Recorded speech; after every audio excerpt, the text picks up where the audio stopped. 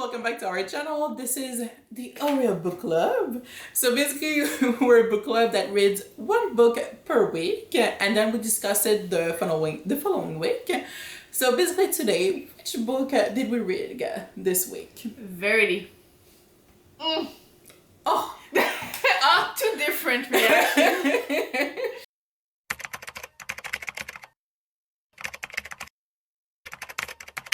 Alright, so you want to tell us a little bit more about Verity?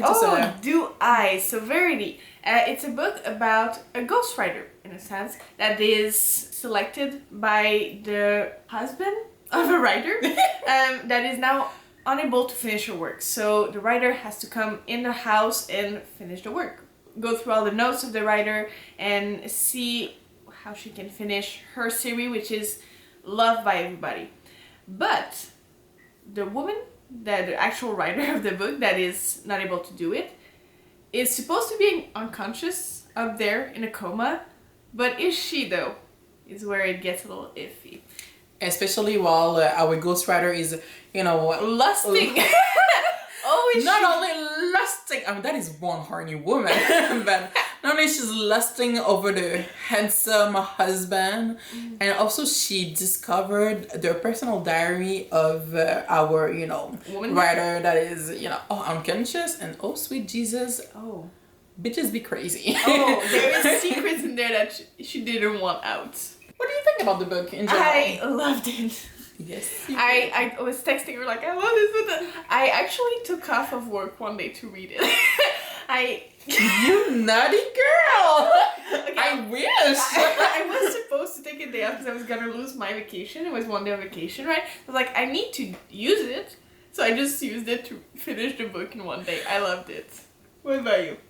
I mean, I actually did like it. Did I love it like you did? No. How dare you? But you actually liked it. But I actually liked it. I liked it. Guys, I like a thriller. Okay. I mean, did I call her during the week and be like, you better spoil me that ending? Like, you spoil it to me. And she did, and frankly, I will always be grateful to you for that. Listen, usually she does that a few times, right? For movies or whatever. And usually I'm like, no, deal with your own shit. But this one, I actually felt like the fear in her voice. She was like, please tell me the ending. So I was like, fine. And guys, it's not that scary of a book, but I just hate it. I have my preferences. All right, thank you very much. She is so bad with horror things or like. And you know what?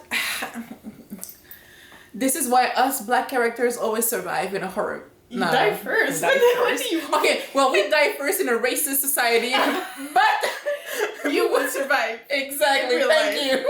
When would you have run? Oh when my would God. have been your breaking point? Okay. In the book, our main characters a lot of time. Okay, so the name of the writer that right now she's unconscious. She had an accident, and she's not that she's brain dead. Like she's there, but she's not there.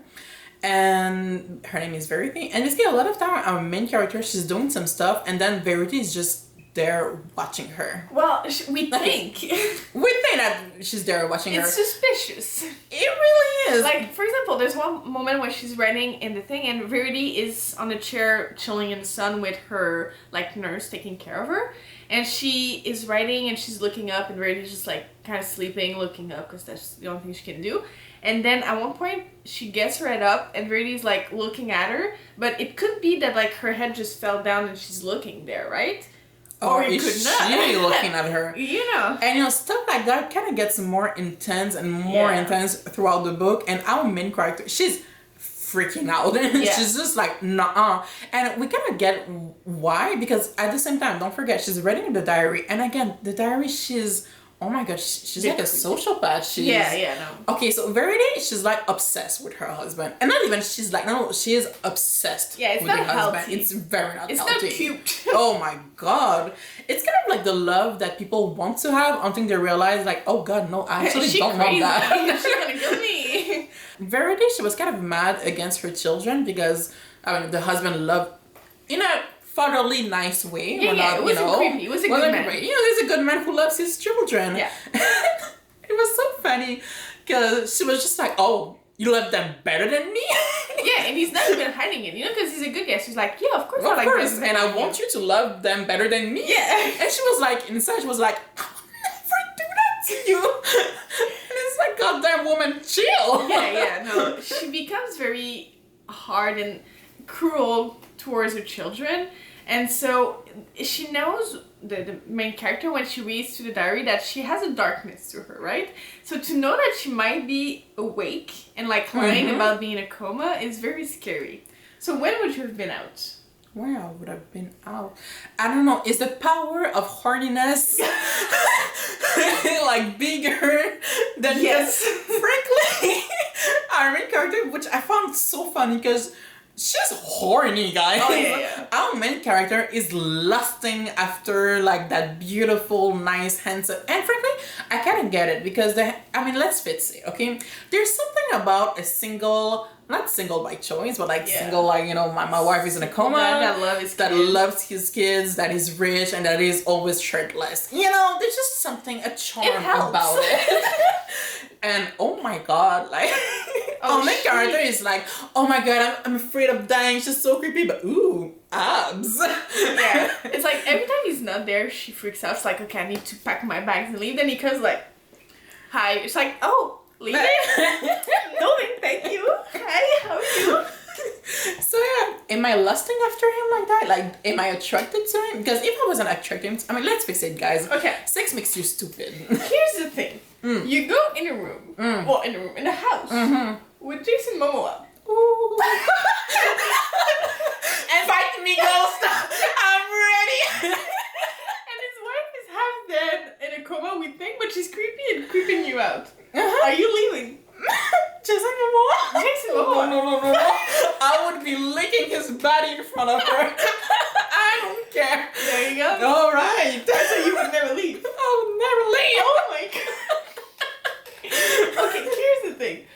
I would have stayed for most of it, because it could be like interpreted differently. True. But the moment where he goes down, and I lift my head up, and the wife is there in the stair looking at me, I'm out. I don't care if it's whoever. I think it's sexy in this world. I'm running. And I'm listening to you. I'm I hear the you. words. And I get it. But you know what? Jason Momoa. Man, I hate Jason Momoa. So you would die in a horror movie. There you go. Okay, I wouldn't die. Because technically, okay. So basically, and it kind of comes as a big twist in the end. So we're kind of like is she not? Is she? Well, it turns out, yeah, she's awake. So that wasn't a surprise. Yes. And basically, she and the husband, they kill her. But there's a reason for it. Okay. They don't just like kill her for no reason, but yeah. But we discover at the end, and I wanted to ask you a question on that. Basically, they received a letter, and on that letter, it was basically Verity who was just like, you know what? All of my books, I've written them down. Like, all the main protagonists of the books that Verity was writing were bad people. So basically, she was always writing in a villain perspective. Yeah. And to deal with, the stress, the grief of losing their first child, she decided to write like her whole life since meeting her husband. Yeah. Well, as a bad person. So basically what we were reading would have been false. Would be a fantasy, right? Mm-hmm. And again, this is what he chose. So basically, the letter that she's reading at the end, the main character, is basically a letter that Verity wrote while, she was in a coma. Which is basically like, hey, it was all a lie. This is why my way of dealing with grief. How could you ever do that? And how could you even believe that I would kill my child? Yeah. And so now we're kind of left with was it true? Was it not true? But how could we know? And not Verity. And then our main character is just like, you know what? She burns the letter and she's just like, I'll never tell him that. So did you believe it? Do you think that it was actually just like a false thing, that everything that Verity wrote, that we read throughout the book was false? That she never meant to kill her second child, that she actually loved her children? I don't know, because there's things that make sense in both. So, first of all, one thing that she wrote in the letter that is like, okay, fair enough. And she mentioned, she was like, do you really think I would be that obsessed with sex? And I get that, because in her diary, she sounds like a sex obsessed. But again, she's obsessed with sex because it's her husband. The husband, while they have sex, he's very devoted to her, and she loves it. She loves when his attention is on her 100%. So that's one of the reasons she loves sex. Yeah. And I mean, sure, she loves sex because sex is nice, but it's very, because of the husband. So that could have been a reason. It could have been a reason. And one thing that, like, all right, so she would explain in her diary that when she was having sex with her husband, she couldn't control her urges, so she would bite down on the bed, right? Mm-hmm. Under the frame of the bed. And that's something that the main character do found, like the teeth mark of her on the thing. So it did happen. Mm-hmm. You did. Was she that obsessed with the rest, and did she kill her children? I don't know. Because basically, it's as if we have two Verity. The one that we know through the diary, who is like the meanest, cruelest, coldest person that you can have. Yeah. Like, you're glad at the end when they kill her, because oh my god, she was that is something that we're not used to, but horrible mothers. That's know? Like, when we think of a mother, we think of someone warm. We think of, like, Molly in Harry Potter. But damn. That one, it was so... There's a moment that was difficult to read. You realize? Like, she was trying to kill her children, right? And it was hard to read the description of her wanting to kill them. Something that struck me was, okay, how do I say that? The babies were born, and she had to take care of them. The guy had to return to work because they were... I mean, at the end, because of her books, they become quite rich. But for now, they're kind of poor. So he has to return to work, and she has to take care of the children. But she hates it. But she finds a way that, of course, suits her. So basically, the guy, he goes to work, in the morning. She sleeps all day. She doesn't care. Yeah, the babies are crying, but they're in another room. She just ignores them. And then she's like, okay, my husband, he'll come back, like, let's say at 5. In an hour. So basically, at 4 p.m., she would wake up, feed them, clean them, and she prepares some supper. And it's as if, she was taking care of them all day. How would he know? He comes back and they're fed, they're clean, food is on the table, and she's like, "Hi, husband, mwah, mwah, mwah. Now fuck me." And I was just like, God damn, if that's not the coolest thing I've frankly. ever. She's a very bad mother, so we don't blame them for killing them if that's the version that she is. Mm-hmm. But if it's not, then they just kill an innocent woman. Yeah, that was just nothing wrong. Trying to, like, get her grief out by fantasy, honestly. Mm-hmm. And that is so weird, and we don't know, and there's no way to know. I mean, the girl is kind of dead, so how can we ask her, Yeah, so you'll never know, and usually I hate gray ending, but I love this one. Yeah. It's a good one. It's not a great ending in the way that the other didn't know what to do. The other, she had to go. I feel like she already had her ending in it. The main character? She made...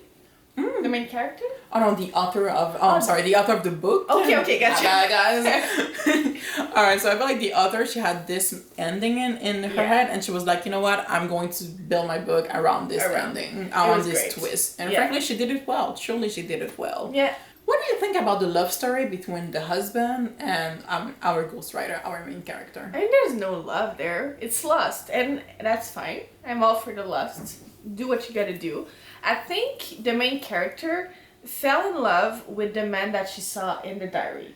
So Verity writes in her diary how her husband is beautiful, he's good in bed, he loves their children, he's very sensitive, very open. So I think through reading him, she fell in love with that version of him, and then he's just hot, so that helps. That really helps. I mean, fair enough. But at the same time, like, I couldn't criticize a love story because they never said it was a love story in the book, Exactly. Like, the main character and our husband, they were just like, they were never like, hey, like, I love you. At the same time, but they lust after each other, that's for sure. That's clear. Like, again, our main character is a very horny woman. All power to her. Sincerely, I was just like, hey girl, you do you. But at the same time, I was like, God dang. What gave me a little bit of problem, so if I imagine myself as the husband, and I'm like, hey, the mother, the person that I loved, well, she it was a lie. Everything was a lie, basically, about her. She never loved our children. Frankly, I would have a little bit, I wouldn't be able to trust, basically. My next partner, I would be like, hey, is the person that I'm seeing actually is that person? Yeah. And I didn't feel that what if with him. No, not at all. It was like, she's up there, I'm taking care of her, and you're pretty, so let's do our thing. But at one point, like, it's a book, so it has to be there to progress the story. I would have liked, though, for this man to have therapy. Oh God, he needs therapy. Everybody needs therapy. Yeah, like the kid, him.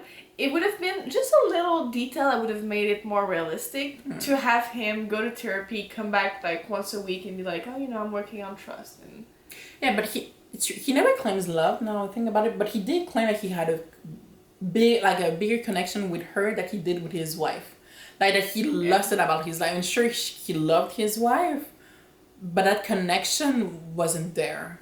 Yeah, I personally didn't really see that connection. Yeah, but I believe them.